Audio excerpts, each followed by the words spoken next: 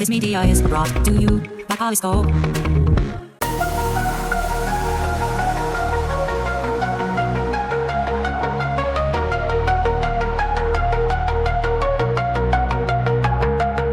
In the realm of tomorrow, where techniques mind, we ponder, we dream. All right. Well, thank you so much for coming on the show. It's great to finally meet you because this is how we meet each other nowadays over Zoom. So why don't you tell us a little bit about yourself and your organization and what you're passionate about? Absolutely, Chris. Thanks so much for having me today. So yes, I'm here with Rezolve AI. We are an agentic AI solution for digital commerce. We hit a multitude of sort of verticals and industry integrations, but in the simplest sense, we're trying to bring a more human experience to the digital shopping environment. So why Uh, don't you tell us a little bit about how it actually operates, like a normal human being would, how would it interface with this tool? Yeah, so let me back up and let's talk a little bit about what happens in a retail environment. So Sure. if you go into a brick and mortar environment, where brands have spent a lot of money and carefully designed the space, they've carefully trained their staff to be experts on all of their products and the different things that are available there, the styling guidelines, all of that. So when you walk into that retail, what happens when you walk through the door? Somebody greets you. Hi, Chris. Welcome in. What brings you in today? Right? Something as simple as that. Which It, immediately turns me off, by the way. maybe so, but some of Says, us leave me alone. I want to look around first. Stop bugging me. well, and maybe you know exactly what you need and want, but not everybody does. And some people do want to come and have like a curated sort of shopping experience that's guided by an expert. So you Yep. come in, they start, hey, what brings you in today? I'm going on vacation. I'm looking for a couple of looks. Okay, great. Where are you headed? What kind of vibe are you looking for? And then they bring to you a few items, maybe three or four, right? They sort of distill down very quickly what it is that is most relevant to you, right? And Right. then from that, you're like, hey, thanks, this is awesome. Maybe you still want to keep browsing a little bit. Maybe you grab a couple of those and you're like, okay, this sweater is great and these pants are awesome. Now let's get them a couple of, mates or let's accessorize with that. So that sort of helps to kind of guide and steer and create that high touch, that personalized shopping experience at retail. But that's largely missing from online shopping. Today, not everyone would agree with this statement, but personally, I find online shopping to be more of a buying experience than a Mhm. shopping experience. You Yeah, it's go, one of those, I already know what I want, so I'm going to search for that specific item as opposed to browsing or anything like that. You're yeah, absolutely right. Yeah. absolutely. And you go there, you either know what you want, or if you don't know what you want, you land on a website and you scroll and you scroll and you add things to cart and you scroll and you scroll, and it just feels sometimes endless. And unfortunately, that's sort of the world that we live in between social media and all of this. It's like it never ends. But what ends up happening for a lot of people is we see huge attrition and cart abandonment because by the Mm. time people actually get to the point of conversion, they're exhausted by the experience and they leave. Oh So, yeah. and that's, I mean, that's just become commonplace. I think I saw something recently that there was like a 70% cart abandonment rate globally. And that represents something like $4 trillion in lost revenue. I mean, Insane. That's it's mind crazy. blowing. Yeah. Yeah. So our goal at Resolve AI is to solve for that, is to create that personalized, human-like experience online where you go to a website. Hey, Chris, welcome, welcome online. Welcome to our e-store. What brings you in? Hi, I'm looking to go on vacation. The Hmm. same kind of flow applies, and it just quickly gets you to the most relevant items that you can then pick and choose, select, touch to buy, and then you're out. Better user experience for you. You might not sit on the site as long, so brands might say, "Oh, well, there's not as much engagement." Well, that depends. If you have a better and more satisfied customer that comes back to your site because the shopping experience was, you know, better ultimately, in that it was shorter and to the most relevant items, wonderful. Everybody wins. then you get a returned customer, and the lifetime value of that customer increases, and that ultimately is more valuable than, sitting on a site for hours. Right. And but one of the things that interested me when you mentioned that experience versus the in-person experience, one of the things about the in-person experience is that the human salesperson who's there can actually see you and go, oh, okay, I kind of get an idea of what your look is, but I'm assuming the agent doesn't have any of that information. So how do you get over that hurdle? Well, we know from, digitally available data points, you know, some attributes as to who you are, what you're Hmm. looking at, what you're searching for. So we can get a pretty good blueprint for what might be most relevant to you, even without connecting it back to past purchase history or CRM data if you're on a website that you frequently visit. Hmm. However, if you do shop from that website more frequently, then it's going to get even smarter and it's going to know, oh, great. Hey, how were the black pants you bought last time? Did those work out? Nice. I mean, it's the future. So, to resist is futile, as eerie as it might be, right? Like we are endeavoring into the Minority Report era to an extent. But but again, if that helps to drive, a better, more personalized, shopping experience online that ultimately, drives repeat business, then it's all the better for everyone, for the Yeah, customer who can get on with their life and for the brand who can, sell you more things. it will be a completely different because I remember doing some work for the Institute for the Future a number of years ago on the future of retail and where it was going. And we were talking about how you're going from this experience where you get to see sort of an array of products in front of you and you're just scrolling through them, like you said, to a point where you just start engaging with it and it already knows everything about you. And once it knows everything about you, it'll already give you three or four options, maybe in the stream, in the conversational chat stream, saying, "Hey, well, we know that you like this sort of thing," or it knows that you like this sort of thing, and it's able to create a curated set of products. So instead of you having to look through screen after screen after screen after screen, it'll already pre-curate these things for you. Is that something that you do as well? Oh, absolutely. At Rezolve AI, I mean, that's core to our value proposition. Ultimately, I mean, think about today, if you go onto a website and you go into the search bar and you put in whatever query criteria that you have, could be keyword based or it could be contextually based. I mean, let's hope that they have enriched data, which most websites don't. But, let's say that you do actually go through the search and it returns some values. It's probably going to send you to a product listing page where you then have thousands of SKUs to still cycle through. Mm, But imagine if you could just ask it a very simple and direct question like, I'm going on vacation and I need a few looks. And then it suggests three or four items based off of, what it knows about you, that helps you kind of filter through those thousands of items on that product listing page to those most relevant items. Okay, great. Linen pants, check. New polo shirt, check. Sandals, awesome. Give me a belt, perfect. Anything else I'm missing?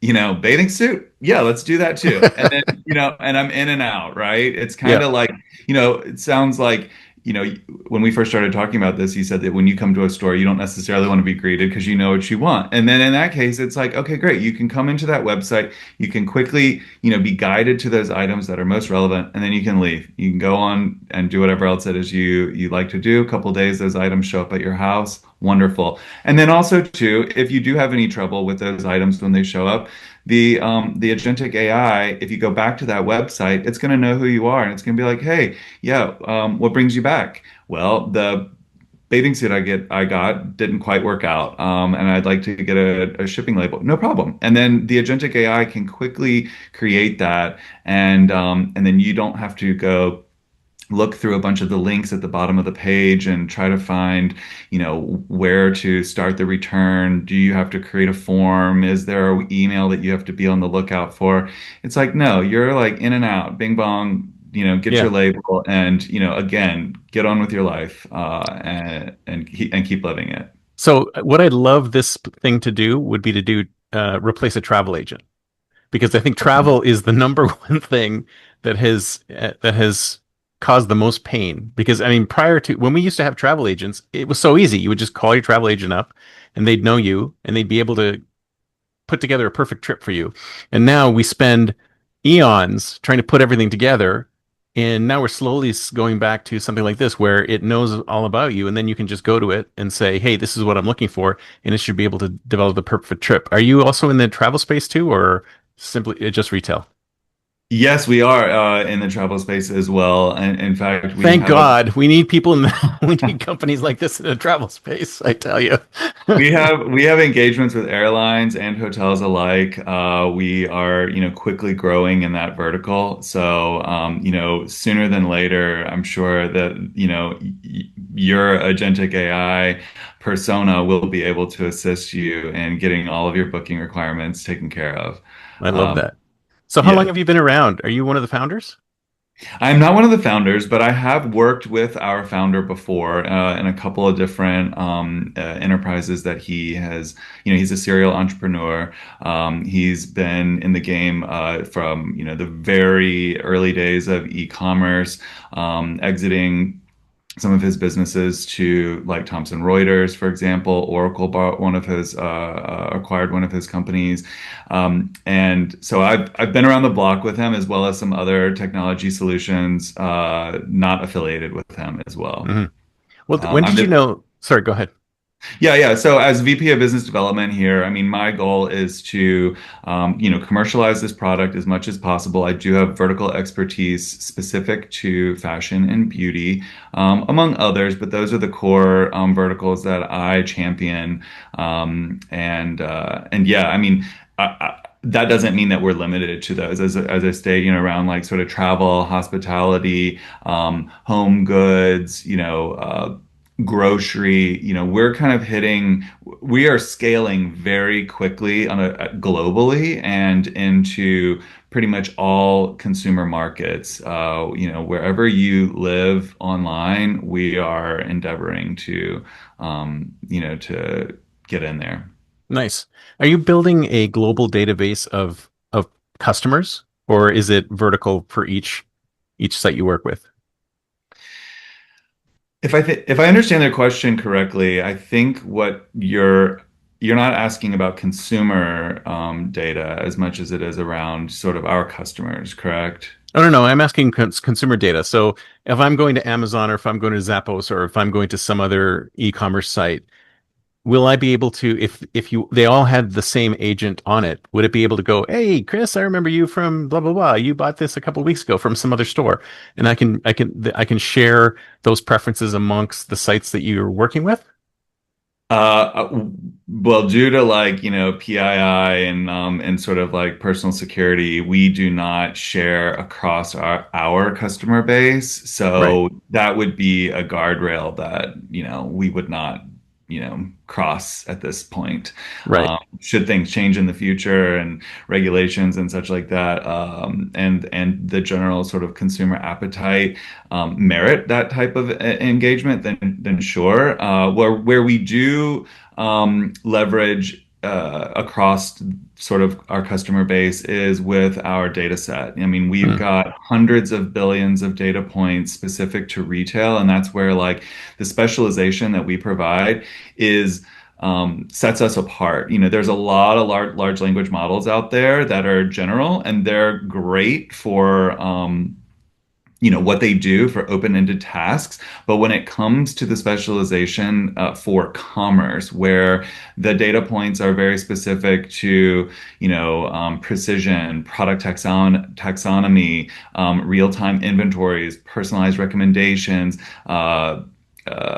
checkout, those types of things are very specific. And with the large language models that are more general, again, great for what they do, but they are prone to hallucinate when you get into these like highly specialized and nuanced areas of commerce. right. So are you saying that the databases across retailers are similar? So if retailer A and retailer B sell the same product, you share that data set?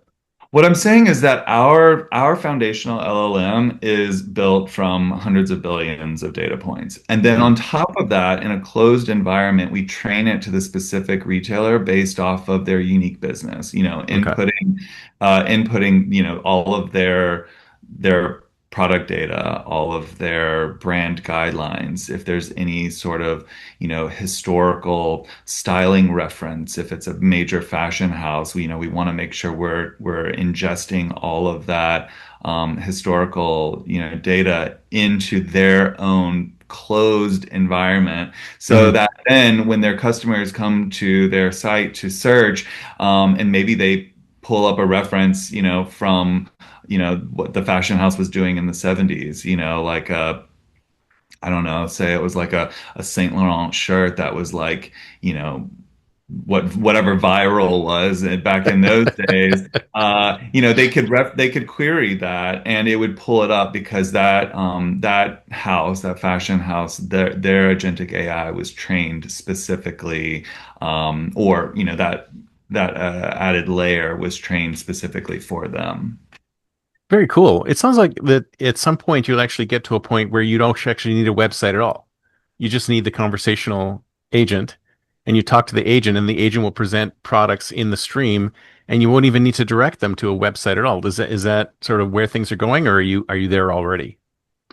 I think that that is a good presumption of where things are going. I mean, it does seem that agentic AI solutions that are being launched or talked about just at all the different conferences around the globe, agentic I believe, to your point, is going to be the future of how we interact digitally. I think we probably will all have something like a Siri or an Alexa or, something like that that is trained to us that goes and interacts with the various websites or e-stores that we frequent and will go and seek out that on our behalf. Now, the caveat is that at this point, those sites need to have an agentic AI to speak to. So Exactly. if I have an agent that's going out there and trying to find it for me, but they don't have anybody to talk to, at that website, then that's going to break. So right now, that's what Rezolve AI is endeavoring to do in the marketplace is to ensure that, no site is left behind, that all sites have their agentic AI capabilities and hopefully Resolve is powering that. And that, so yeah, to your point, maybe we don't even have to go shopping online anymore. Maybe we just, put in our list of whatever we're looking for, and then it comes back with those items. I think that's a good indication of probably what's happening, what we can expect in the future. Eventually we can get to that, but right now, so can you tell me a little bit about this sort of flow? So I'm interacting with this, and you were mentioning it earlier. I start interacting with this agent, and then you said earlier that it will remember everything that it sold me before, but will it also remember the entire conversation and know what I talked about? Say months and weeks ago, I might have said something about, oh, my favorite color is red or something like that. Will it remember that sort of in subsequent conversations, like way down the line? Will it always remember that about me?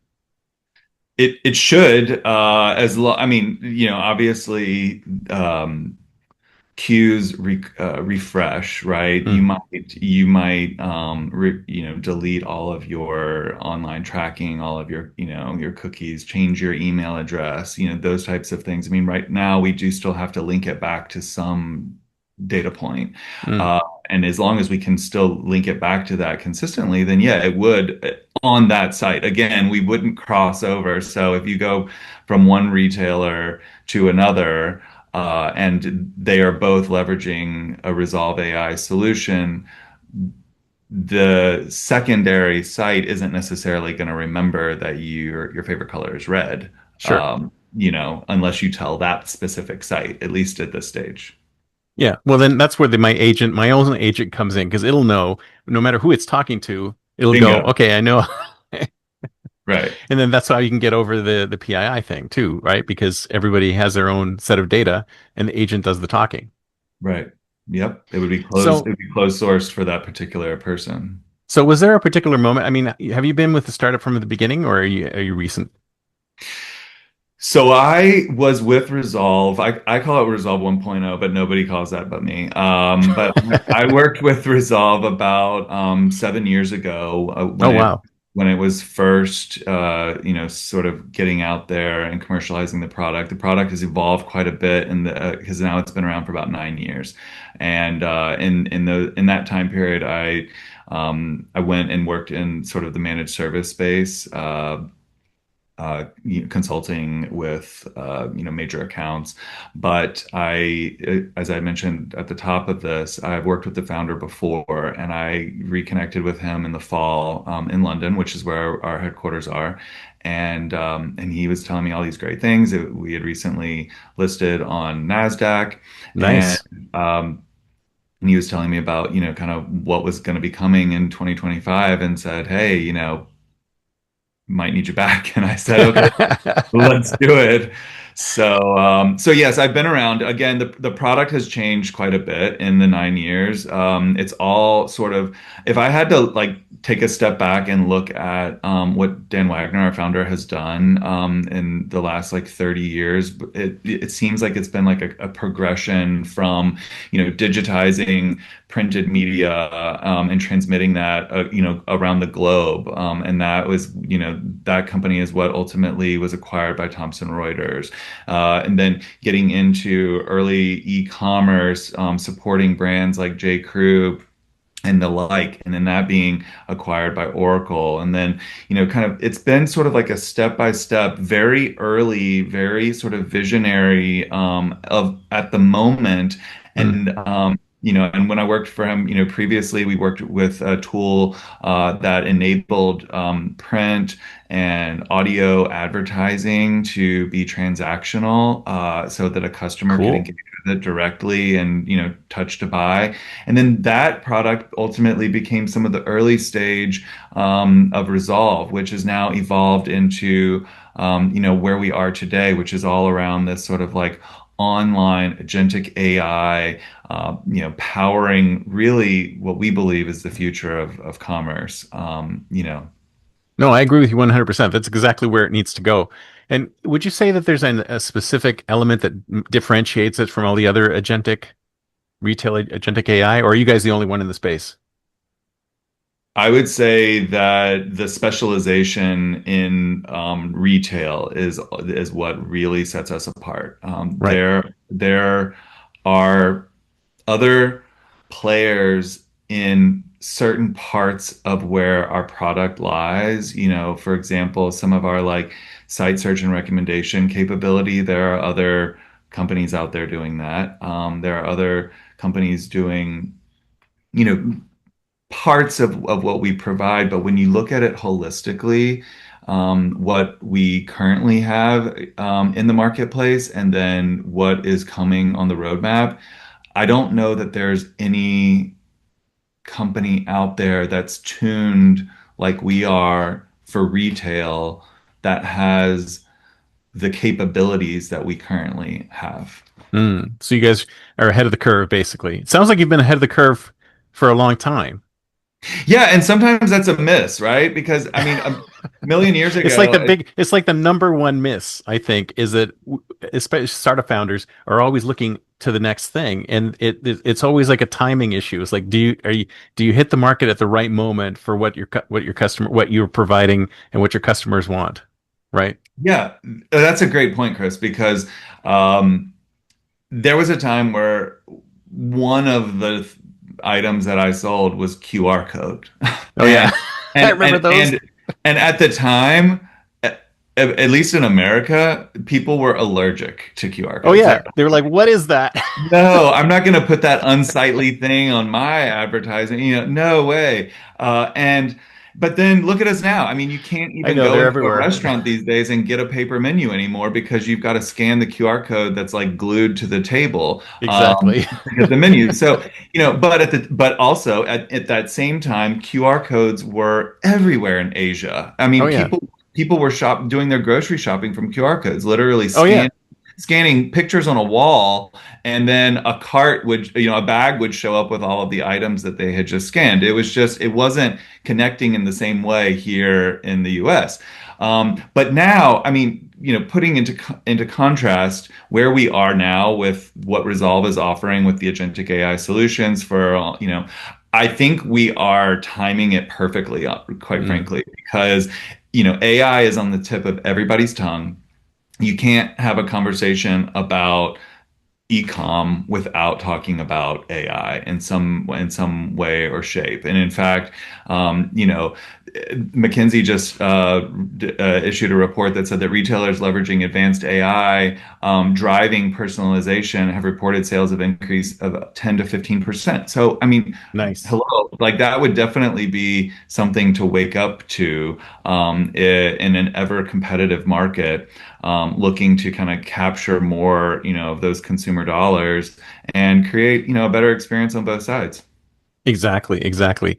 This is fantastic. So it's time to think like a futurist. This is the year 2035, 10 years from now. Okay. Where do you see this technology in 10 years? Where do you see res- your company in 10 years? Where do you see people in 10 years? Let's think about that. I mean, it's a very interesting question because I think we're kind of hit a little bit on it. So first of all, we're all gonna have our own little AI, agentic AI, Oh, that's absolutely. We're going to have that's our own bots on our side. yeah, exactly. So, that it won't be called what they're limited to today. We'll probably have like a personalized, AI who, we give a name, we give a voice, we give, all of that goes out in the marketplace and does what we request. And I doubt that that'll take 10 years to get to. Oh yeah, for sure. Yeah, I mean, I think It's that's around the tomorrow. corner. Yeah, exactly. I do believe that while we are talking about e-com and sort of digital commerce, I think that there will be still a push for experiences. So I do think that driving those more human touch points. I think we as a humankind will crave that connection even more so in what will probably become uh, an even more sort of segregated digital and offline kind of Right. world. I did some advising a couple years ago to a for a company that was quite interesting, where they were talking about what happens in real life, essentially gamifying what we do today. So, for Mm. example, speaking to you on this podcast would then get me some kind of credit to ultimately a decentralized token that I would then start mining, um, you know, Oh, I Bitcoin love that. or something, so that my human existence actually helps to create more value in this decentralized currencies. Um, and I think that might be something that happens in the future as well, where there's like a gamification of the human existence that then becomes a commodity digitally, where every action that you take online is counted Yeah. and measured and mined into your own, sort of bank, whether that's a LinkedIn post or some new credential that's, you gather from a certification program or, whatever it is, it starts to, add to your own value in an actual digital currency. Wow, I love that concept. That's a great idea. It's almost And like then any kind of creation that you do online gets some kind of point value, which can then be aggregated Right. for other things. I love that. That's a great Absolutely. concept. I mean, and you kind of see that with how some of the social media platforms work too, right? Yeah. Like, I mean, But it's just TikTok. piecemeal, right? It seems like we need a holistic approach where all my points get gathered in one place, and then I can actually use them for something. Right. And with Resolve AI, I mean, we have some really great partners. I'd be remiss if I didn't at least mention, like with Google and Microsoft, who, I mean, are literally laying the foundation for us to accelerate revenue growth and position us sort of as the leading global enterprise solution for this AI powered commerce. But we also have a relationship with Tether, Mm. a crypto wallet that Yep. will also allow people to, transact with those different currencies. And I think that we're going to start to see more of that. Like, right now, that's a little bit cutting edge. Like, I don't know how many people are actually looking to, buy their items from their Bitcoin wallets, but Yeah. you know, eh, I Bitcoin mean, is right. It's still an investment. It's not a currency yet. Eventually, one day, there'll be right. something. But it's going to. I mean, it's all moving in that direction. Oh, So, for sure. But 10 years everything takes from longer than now, you think, right? yeah, for sure. Oh, this is fantastic. So, if someone wants to get in touch with you, what's the best way? Awesome. So yeah, they can reach out to me at Stephen, Stephenb Savage, Savage at resolve.com. That's resolve with a Z. Hmm. They can look me up on LinkedIn at Stephen B. Savage. And I would love to talk to anybody, who's interested or more curious about this. I love it. Well, thank you so much. It's been great. I appreciate it, Chris. Thank you so much. Thank you. Bye.